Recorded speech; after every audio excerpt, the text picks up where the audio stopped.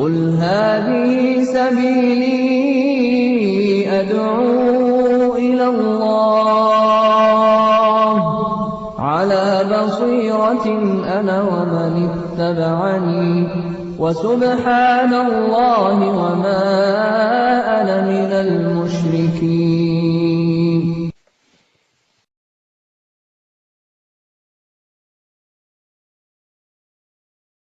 Chapitre 11. Tu aimeras l'Éternel ton Dieu et tu observeras toujours ses préceptes, ses lois, ses ordonnances et ses commandements. Ne croyez pas que je sois venu pour abolir la loi ou les prophètes. Je suis venu non pour abolir, mais pour accomplir.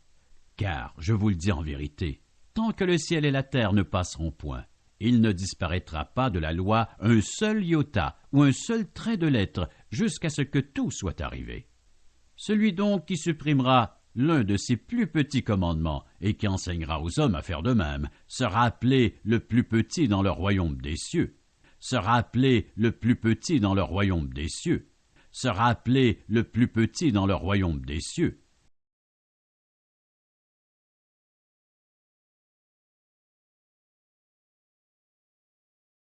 Ainsi, la loi était comme un précepteur pour nous conduire à Christ, afin que nous soyons justifiés par la foi. La foi étant venue, nous ne sommes plus sous ce précepteur, car vous êtes tous fils de Dieu par la foi en Jésus-Christ.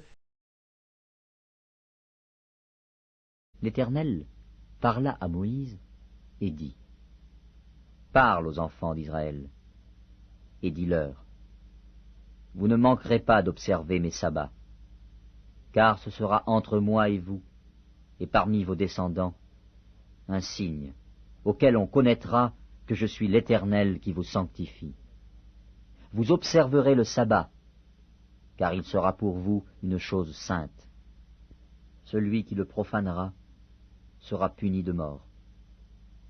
Celui qui fera quelque ouvrage ce jour-là sera retranché du milieu de son peuple.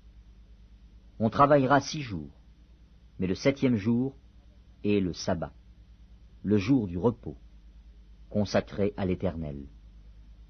Celui qui fera quelque ouvrage le jour du sabbat sera puni de mort. Les enfants d'Israël observeront le sabbat, en le célébrant, eux et leurs descendants, comme une alliance perpétuelle.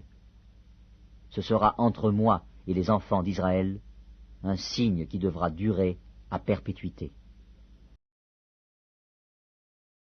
Car le Fils de l'homme est maître du sabbat.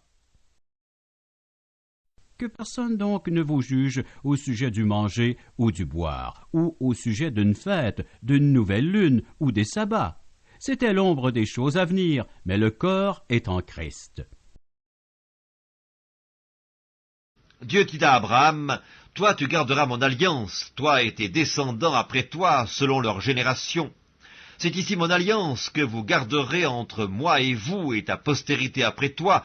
Tout mâle parmi vous sera circoncis.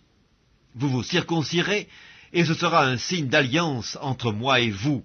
À l'âge de 8 jours, tout mâle parmi vous sera circoncis, selon vos générations, qu'il soit né dans la maison ou qu'il soit acquis à prix d'argent de tout fils d'étranger, sans appartenir à ta race. On devra circoncire celui qui est né dans la maison et celui qui est acquis à prix d'argent, et mon alliance sera dans votre chair une alliance perpétuelle. Un mâle incirconcis, qui n'aura pas été circoncis dans sa chair, sera exterminé du milieu de son peuple, il aura violé mon alliance. Le 8e jour, auquel l'enfant devait être circoncis étant arrivé, on lui donna le nom de Jésus, nom qu'avait indiqué l'ange avant qu'il soit conçu dans le sein de sa mère. C'est pour la liberté que Christ nous a affranchis. Demeurez donc fermes, et ne vous laissez pas mettre de nouveau sous le joug de la servitude. Voici, moi Paul, je vous dis que si vous vous faites circoncire, Christ ne vous servira à rien. Et j'affirme encore une fois à tout homme qui se fait circoncire qu'il est tenu de pratiquer la loi tout entière. Vous êtes séparés de Christ, vous tous qui cherchez la justification dans la loi. Vous êtes déchus de la grâce. Pour nous, c'est de la foi que nous attendons, par l'Esprit, l'espérance de la justice. car en Jésus-Christ, ni la circoncision, ni l'incirconcision n'ont de valeur, mais seulement la foi qui est agissante par l'amour. بسم الله الرحمن الرحيم يا أيها الذين أوتوا الكتاب آمنوا بما نزلنا مصدقا لما معكم من قبل أن نطمس وجوها فنردها على أدبارها أو نلعنهم كما لعنا أصحاب السبت وكان أمر الله مفعولا